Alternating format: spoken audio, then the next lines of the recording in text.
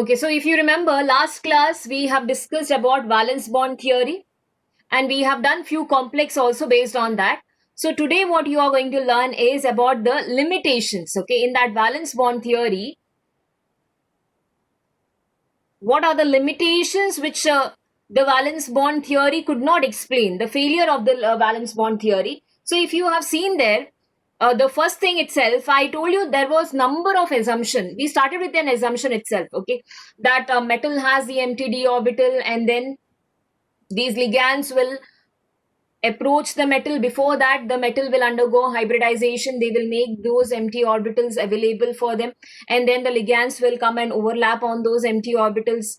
And then like about the inner orbital complex, outer orbital complex. So that was like we started only with the assumption. So there were large number of assumptions which was given in this particular theory. Okay, so that is also a limitation of it. So the first limitation I can say, it involves number of assumption. It involves number of assumption.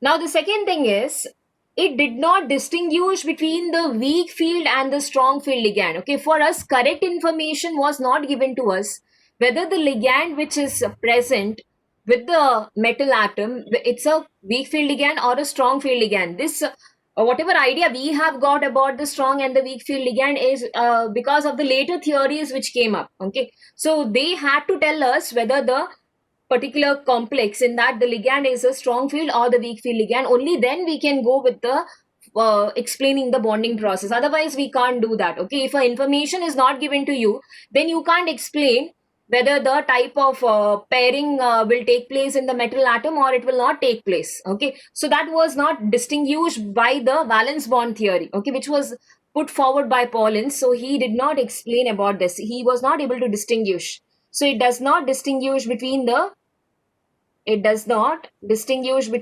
weak field and the strong field ligand.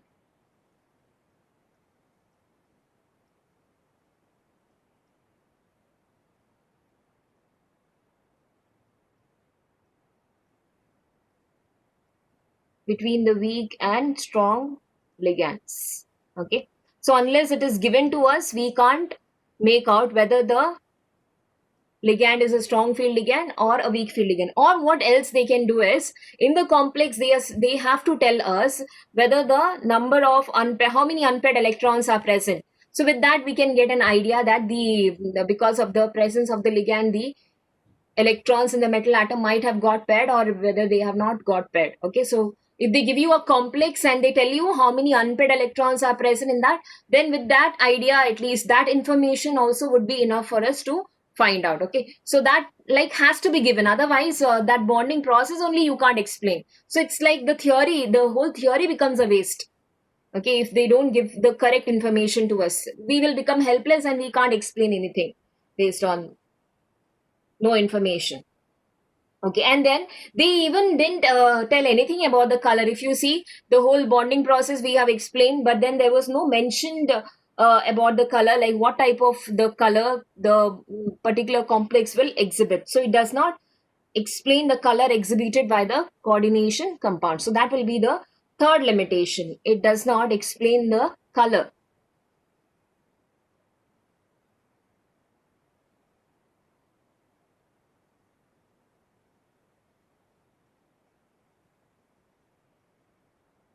Color exhibited by the coordination compounds.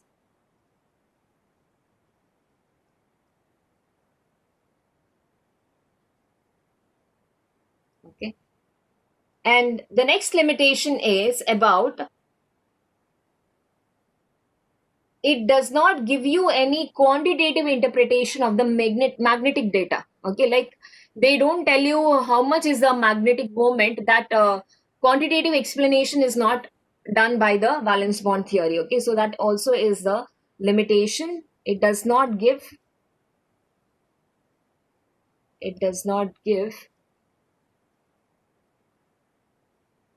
quantitative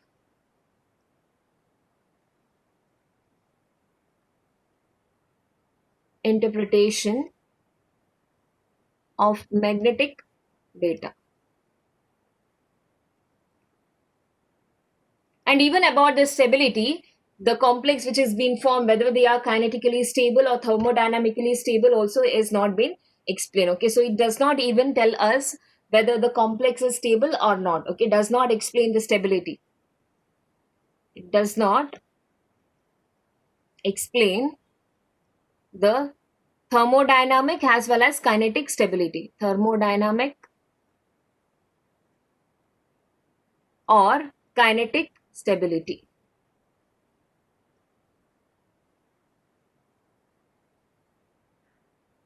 Okay, stabilities of this coordination compound itself, what I'm talking about. So these are the limitations of this theory. Okay, this you can remember at least 2 or 3 points, at least if you remember, would be enough. It is just for you to know that we have a lot of limitation on this. So that is the reason why we are not able to proceed further with this particular theory. We have to have a new theory which can give us a better understanding, a better explanation about this coordination compound. Yeah, that structure whatever we are deriving, no, it is based on the hybridization concept, because they have mixed that hybridization concept also. So based on that we are deducing the structure. Even, yeah, that can also come under the limitation. Okay, so that whatever we are understanding, it is based on the hybridization concept. That is also not told by the VBT. Okay, so these are the limitation. It involves large number of assumption. They didn't tell us whether the particular complex in that the ligand is a strong field or the weak field ligand. Like for example, if this complex is given to you now, CO NH3 6, okay, 3 plus, if I take this complex, and then if I take CO F6 3 minus, in this both the cases, the cobalt which is there, both of them are in the 3 plus oxidation state. So people were actually confused, okay, whether the complex is like whether it will be under they will be having a paired electrons, or whether they will have an unpaired electrons. Okay, so that unless the proper information was given to us, we could not explain about this, even though both of them are having same oxidation state. Even the magnetic property also becomes a problem to explain. Okay, so that is a reason, because they have not give a clear picture about the strong and the weak field ligand. Even though they are having same oxidation state, in spite of that, due to the presence of the ligand, there was many changes happening. Okay, so that they should have mentioned properly, but then there was no explanation. And then it didn't even give us any explanation about the color, what type of color they will be exhibiting. They didn't even give us quantitative interpretation about the magnetic data, and neither the thermodynamic stabilities were explained. Okay, so a lot of drawbacks are there in this particular theory. So we are going to go for a better one, a better version of the theory. That is the next theory what you are going to learn. That is crystal field theory. Okay, so I will go for the next one.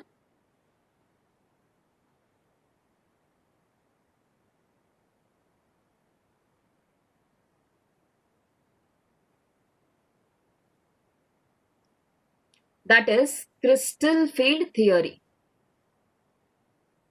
Crystal field theory. Okay, it is also called as CFT, crystal field theory. Okay, even this has certain assumptions. We have certain assumption over here also, but you need to keep that in mind.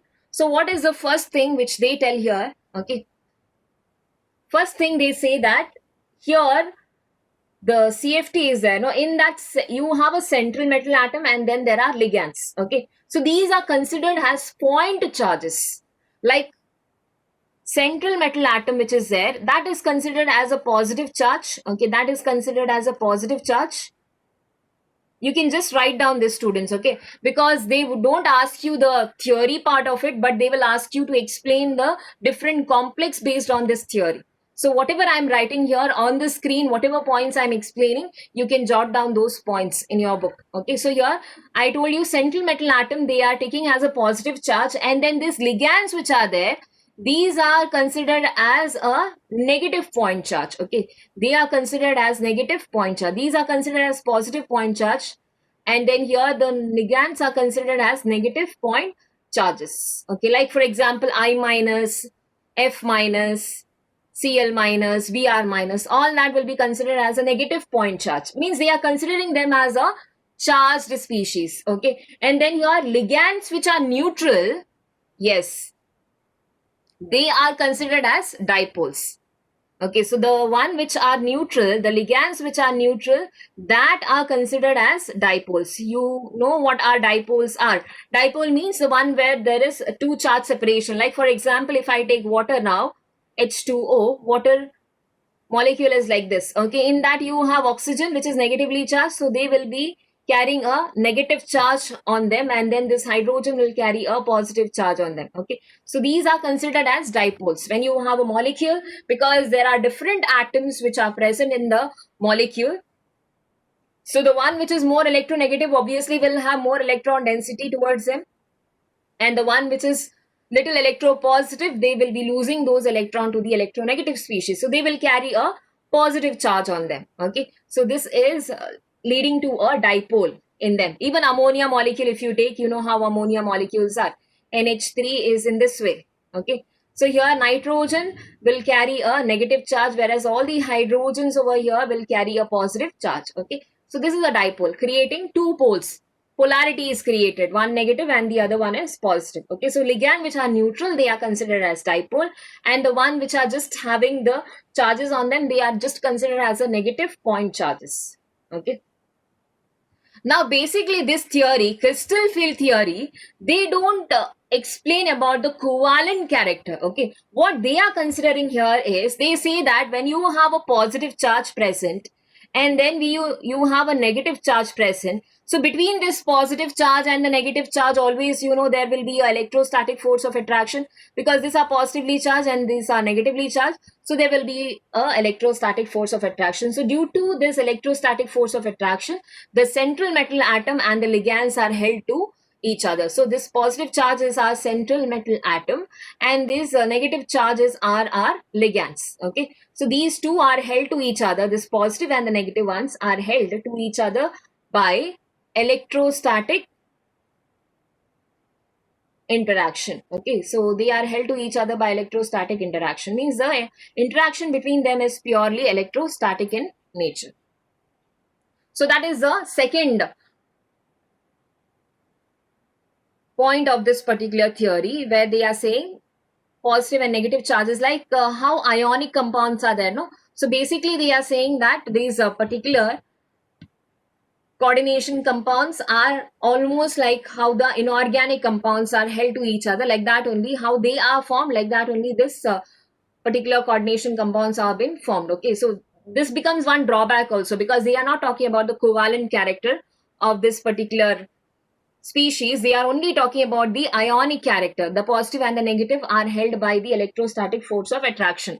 So they were named as crystal because, you know, if you have Na plus ion and then Cl minus ion, they will combine together to give you NaCl, and NaCl will be in the form of crystals. Okay, when you have a metal positive ion and you have a negative ion, when they combine together, finally they end up forming a solid compound which will be like a crystal. Okay, so like that the name has come forward here, crystal field theory. The name has come because of this particular ionic concept which they have taken here.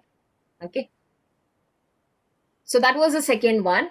Now going for the third one, the third assumptions, what they are saying, there is no overlapping. Okay, there is no atomic orbitals which are available, empty orbitals are there of the central metal atom, and then the ligands will come and overlap. That's concept is not there here. They are just saying that metal is positively charged, ligands are negatively charged, they are held by a force of attraction. There is no overlapping concept.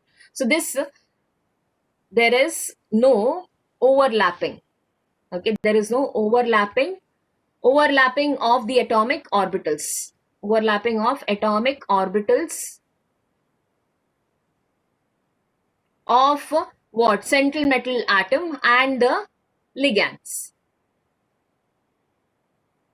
So this particular concept is not there. Okay, there is no overlapping concept. Directly we are saying that this metal is there and the ligand will be held to this particular, they will get attracted towards this metal atom.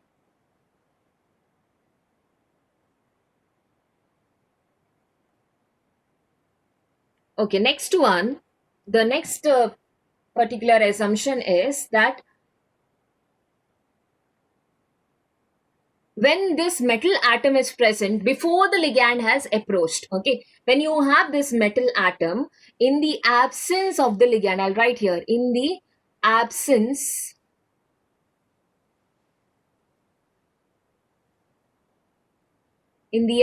of this ligands, especially there is d orbital which is present. Okay, so you know there are d orbitals. So in the absence of the ligand, we are talking about the metal. Okay, here, so d orbitals are present in the metal. So this d orbitals, there are total 5 divisions. Everyone knows that d orbitals has total 5 divisions. Okay, so all these d orbitals in this d particular subshell, there are orbitals, 5 orbitals which are present, and all of them are having equal energy. Same energy is being exhibited by all these orbitals. Okay, so that is the reason there is a name given for them. They are also called as degenerate orbitals, because all these orbitals, okay, all the d orbitals over here are having same energy. All the d orbitals are having same or equal energy, I can call same or equal energy. Okay, so such type of orbitals are called as degenerate orbital.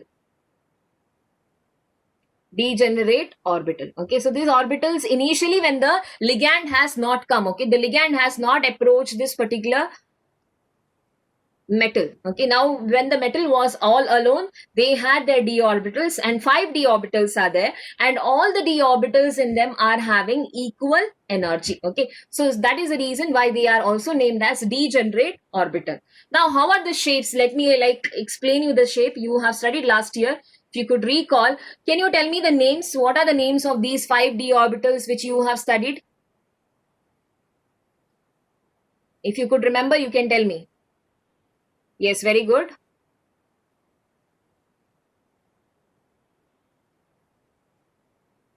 Yes.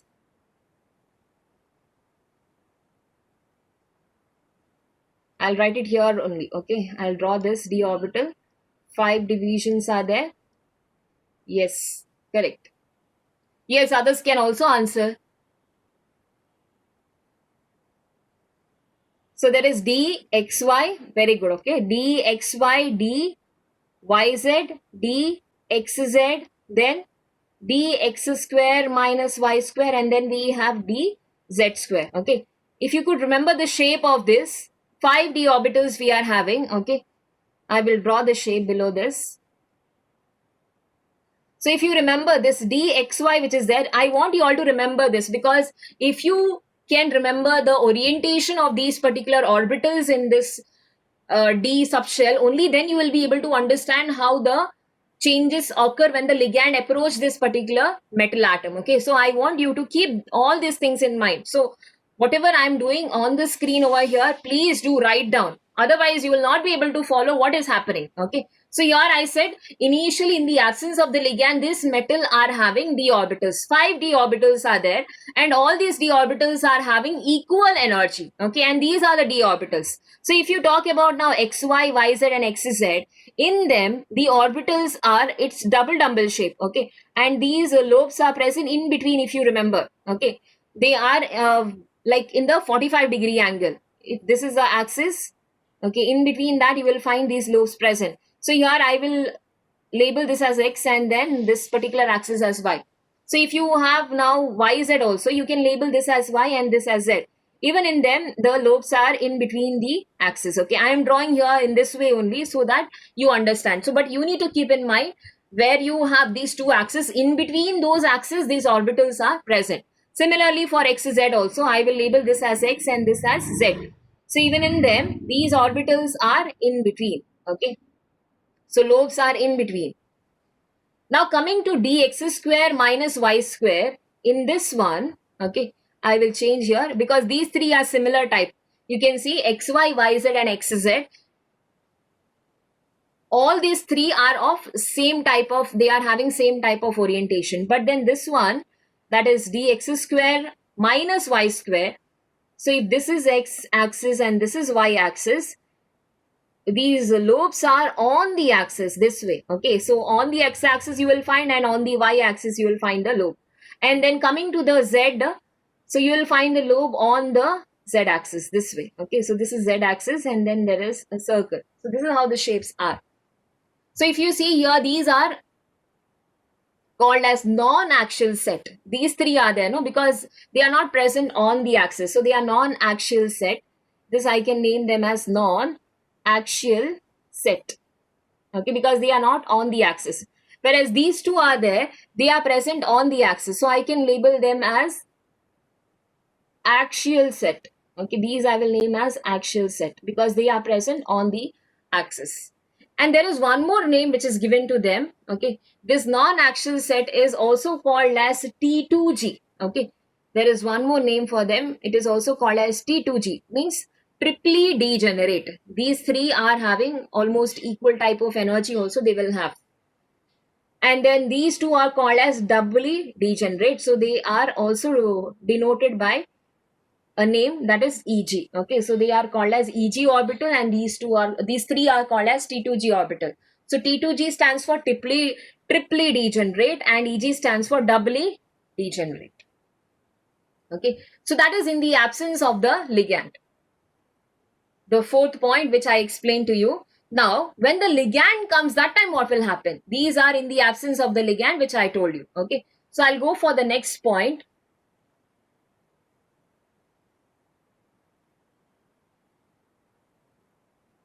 When the ligand approaches this particular metal atom, in that case what will happen? Okay, now see, metal also contains electrons.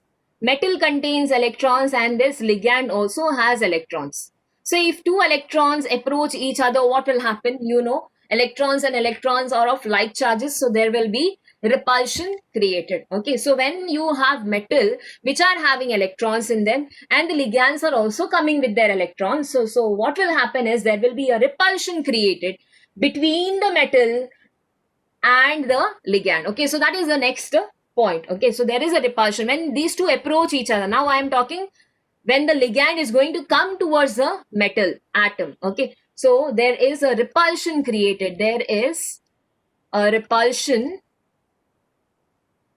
between the ligand and the central metal atom. Okay, so there will be repulsion because both of them contains electrons. So when they approach, so this you need to keep in mind, when the ligand approach, when they approach the metal. Okay, since metal contains electron, ligand also contains electron, there is a repulsion between the ligand and the central metal atom. So when there is repulsion, what will happen is the energy is there, no, that energy will start increasing. Remember here, what will happen is the energy will increase, because if you get two magnets, imagine you are having two magnets and you get the north pole and the north pole together, you will observe that they will go far away from each other. Okay, because they don't like, they are of the same type, when they are of same category, okay, they don't get attracted with each other, whereas they go away from each other. So automatically in that case what happens is the energy will increase. Okay, so when the ligand approaches this metal atom, since both of them contain electron, the repulsion is created, and due to that repulsion the energy level will start increasing. Okay, so this whole d orbital is there, no, that will go to the higher energy state. So if I take here, I will just generally explain, because then later I have to explain to you again with the example. So here, this is a d orbital initially which are present. Okay, initially they are in this way. So when the ligand comes, this is before, okay, this is before the ligand, So when the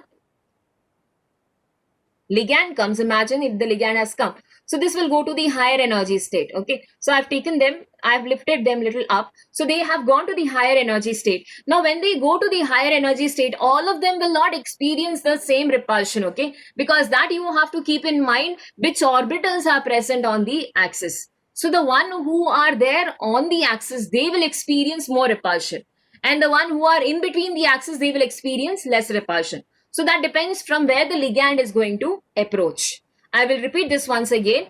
When the ligand approaches the metal atom, they increase their energy level. Okay, because they undergo repulsion, so automatically that energy level increases. So when that energy level increases, you have to search where the ligand is going to approach. Okay, so where the ligand is going to approach, in that particular region, there will be more repulsion created. Then this particular d orbital is there. No, this further will undergo splitting. Okay, so this will further split. This, they go to higher energy, but they don't stay like this. Okay, we are just showing you they have gone to higher energy. They further split.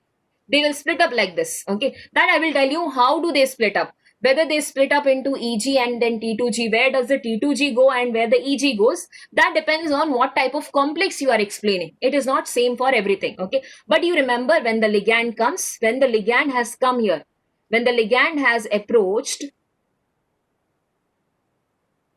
there is splitting. Okay, this splitting itself is called as crystal field splitting. Okay, this splitting is called as crystal field splitting, which happens when the ligand approaches the metal atom. Okay, so I will give you the definition of this crystal field splitting. You have to write that definition. I will write it below this. Okay, you can copy that definition. So crystal field splitting is the splitting. This is important. Okay, the splitting of the degenerate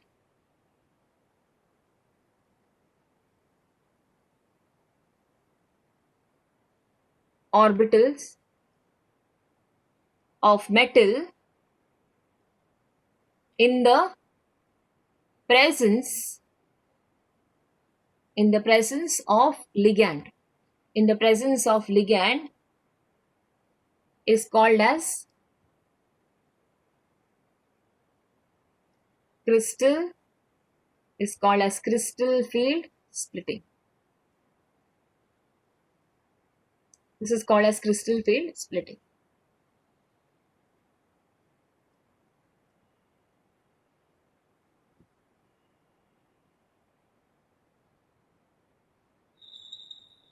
So I will tell you about that splitting, where do it occur and in which way they will undergo splitting. Okay, so when the ligand comes, they undergo splitting because the energy levels are different.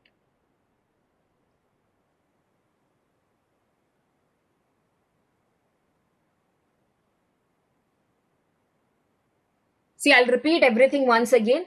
Then I will explain to you in particularly with the example. Okay, now so much would be enough for you to understand. When I'm explaining the complex in detail, I will tell you. Okay, so these theory points are more than enough for you to like understand how the theory works about. Okay, so I will explain this. I'll have a revision of this theory, whatever I explained to you from the beginning.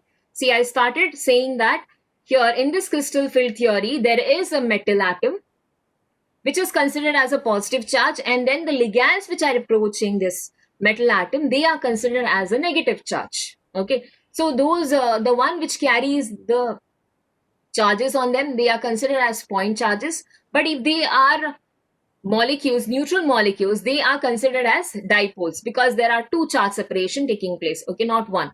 If they are just carrying one charge, if they are of one element, then it is fine. But when they are having more than one element present, then you know that there will be a charge separation taking place. So in that case, they are considered as dipoles. Okay. And the second point is, when you have a positive and a negative charge, there will be electrostatic force of attraction existing between them. Okay. So here the positive and the negative charge will be held to each other by a electrostatic force of attraction to each other, like how a normal ionic compound has a electrostatic force of attraction. They are held by the ionic bond and they form the crystal. Like that only this theory also explains the coordination compound, that metal and the ligands, they are held together by a electrostatic force of attraction. And they say that there is no overlapping of the atomic orbitals of the central metal atom and the ligands. And then I told you, in the absence of the ligand, where you have the d orbitals, all the d orbitals which are there, they have equal energy, same amount of energy is present. Okay, so they are named as degenerate orbitals, and these are the 5 orbitals. So if you see the orientation of this, which is xy, we have xy, yz, and then xz. So xy, in that xy orbital, dxy orbital, you find that the lobes are in between the axis. In xy, yz, and xz, in all these 3, the lobes are in between the axis. So they are also named as non-axial set. Okay. But in the case of dx square minus y square and dz square, the lobes are present on the axis. Okay, x square minus y square and dz square. You will find these lobes are on the axis. So they are also named as axial set. This non-axial set has another name given to them, since these three, most of the time you will find they are having equal energy because they are oriented in the same direction. So they are named as triply degenerate T2G orbital, and these two orbitals which are there on the axis, they are named as doubly degenerate orbital, that is EG orbital. Okay, so this was in the absence of the ligand. Now when the ligand approaches to the metal atom, metal has the electron and the ligand also has the electrons in them. Okay, so due to which there will be a repulsion between the ligand and the metal atom. Okay, so before the ligand they were having one energy. When the ligand approached, they went to the higher energy, and in that higher energy, the one who is going to experience the force of the ligand, they will go to still more higher energy, and the one which is going to experience less repulsion, they will be going to a lower energy. So that leads to splitting. Okay, so you can see here a certain level will be created where one goes to the higher energy level and the other one goes to a lower energy level. So that creates a difference, a gap between them. That is called as crystal field splitting, and that happens when the ligand approach. Okay, so the splitting of the degenerate orbitals of the metal in the presence of the ligand is called as crystal field splitting. Okay, now this energy difference is there. Now that splitting, that depends on the type of the ligand which is going to approach. So there are different types of ligand. So this theory explained that about weak field ligand and the strong field ligand. Okay, so this difference which is created, the splitting gap which is created, that depends on the type of the ligand. Okay, so that was experimentally found out, and they found out that there are different ligands which shows the different type of splitting. So a experimental series is being created, and that series is called as spectrochemical series. It is named as spectrochemical series. Okay, and see the arrangement of that ligand. I will give you those series here. You can copy them.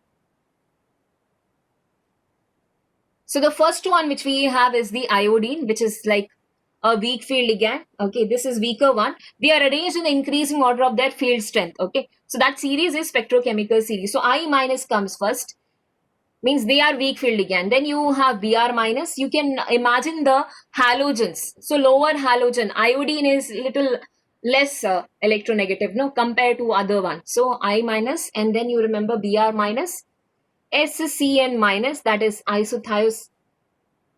thiocyanate, and then we have Cl minus, then it is sulfide, S2 minus, then it is F minus. Okay, if you can't remember this SCN minus and S2 minus, at least remember the halogens. Okay, so F minus, then we have OH minus, then it is oxalate, that is C2O4 2 minus. Okay, then after OH this oxalate has come, and then the next one is water. Okay, then it is this one, NCS, that is isothiocyanate. Thiocyanate is here, isothiocyanate is on this side. Then we have EDTA 4 minus. Okay, the charge is 4 minus no, on them. Then ammonia, NH3.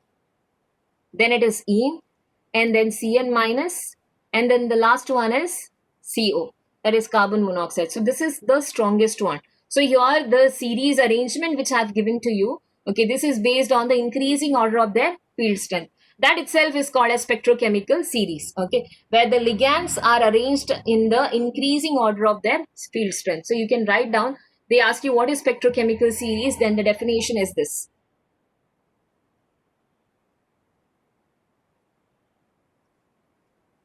The ligands are arranged in the increasing order of their field strength. Okay, this series is called as spectrochemical series. So you could remember few. I told you, here you can remember at least the halogen series. Start from the iodine first. Okay, I minus, Br minus. Okay, in between if you could put this, then Cl minus, and then F minus. In between this 2 you have to remember SCN, and then it's kind of similar type, no, S2 minus. Okay. And then you have to put hydroxide, then there is oxalate, and then like that only hydroxide, one category is of water, then you add this isothiocyanide in between. Okay, then based on the charges which is there, now you can remember, see, EDTA is 4 minus, ammonia has 3 here, so 4 3, and diamino, it is ethane 1 comma 2 diamine, so 2, and then this is minus 1 1, and then carbon monoxide doesn't carry any charge. So like that, at least if you could arrange them and remember, okay, it will be easier.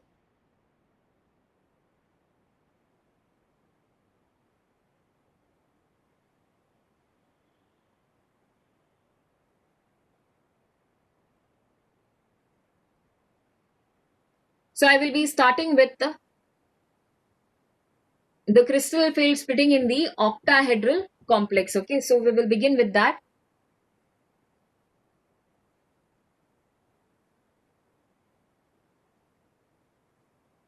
So listen carefully, crystal field splitting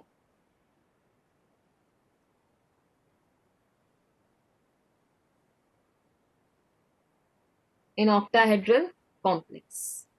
Okay. So here first you need to get the idea how the complex is. Okay, when you say about octahedral complex, you have studied how the geometry of this particular octahedral complex is. So I will draw here at the side. See, you have a metal in the center. We have a metal in the center.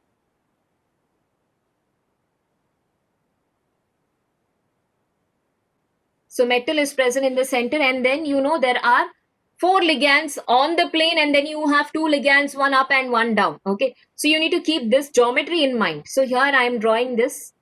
Okay, we have metal in the center, and then see, one ligand is here, 2 3 and then 4. These are on the plane. Okay, these 4 are on the plane, and then we have 2 more ligands. So one ligand is up. I am drawing one ligand up, and one more ligand we have down. Okay, so these ligands which are there, they are coming, approaching to the particular metal, okay, from a different axis. Okay, so I will label this axis here.